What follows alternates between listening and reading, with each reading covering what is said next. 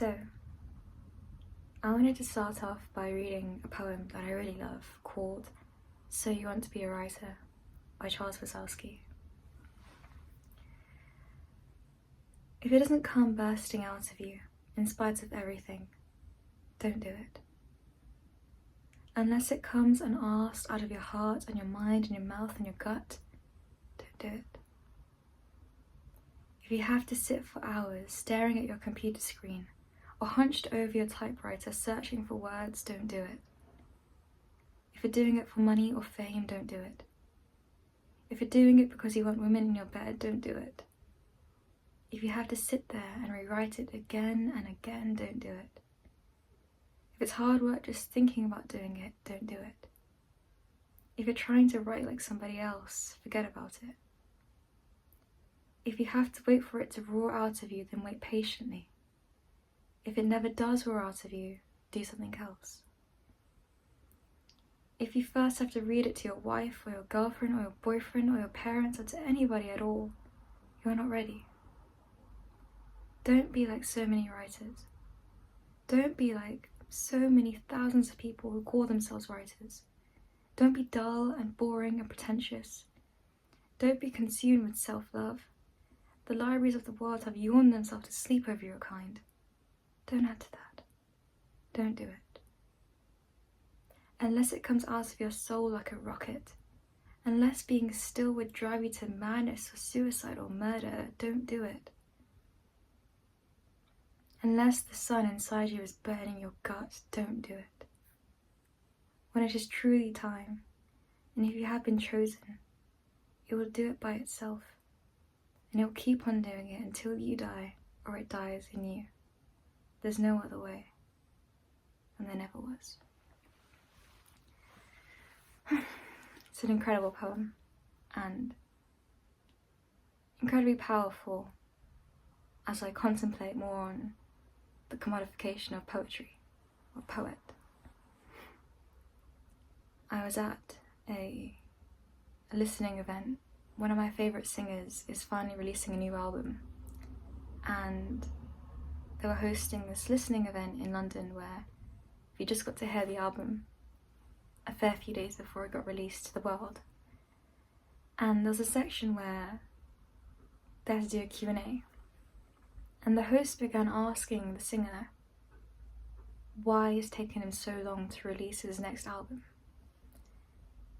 and that the fans really want more. Are you going to have more of a routine? Are you going to, release an album every year now? What's your plan? And you can see he was hesitant. And it was a strange experience because I didn't want more in a regular way. I want the honest music to come out of him. And it was also interesting knowing that this particular album was a collection of work that he wrote back like 6 years ago and some he wrote last year, and it's a very beautiful collection of music. But this thing of how the fans want more, the fans want to listen to you, they want to see you more, was something I found very interesting, because I don't think I want more. Particularly as a poet, I've noticed that it becomes very easy for the poet to get attached to their work, or the poet to become this figure that gains interest, but it's actually the poetry.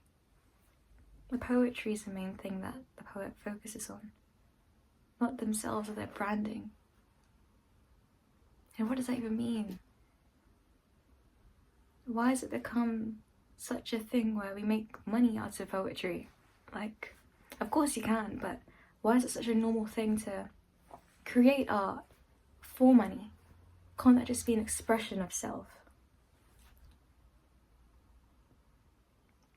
The poet is such a beautiful thing, and for me, when I write poetry, it's not me doing it. It's a pre-existing thing for me. It's an energy that exists somewhere else, and it comes to me. It comes to me to give it a vessel, a body, a rhythm, a voice to live within.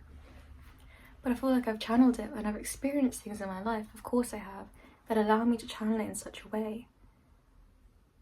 But the poem is a poem in itself. I don't want it to be attached to the poet. It's a very strange thing, particularly as someone who creates with such, I don't know if intention is the right word, it just happens. But for someone who creates and sees poetry and music and art as such a sacred, gentle and very human thing, it's a very weird realization seeing how it has been capitalized. And the art has just become nothing more than just a byproduct of a brand, a person, a commodity. I'd love to see it, a world again where that doesn't matter anymore. Where people can just value music without the need to hear more and more and more. But when they do hear more, they get to really enjoy it. They get to be present. They get to really bask in every word. They see it as an art. They see it as an art, not just a way to get to the product, get to the brand. Of course, money will come. If you're meant to make money out of it, you will. I'm not saying it's a bad thing at all. But I'm just saying it shouldn't be the only intention for a poet. And that shouldn't be the only intention for the viewer, the listener, the fans. Really, before I wrap up, it's also a very interesting thing seeing how you become a product and those around you who know you begin to see you as a product, a thing to show off, like a encased rose. But it's encased, you can't really smell its fragrance. You don't really see the words, the fragrance it naturally produces, because it's encased like a commodity, ready to be showed off or sold.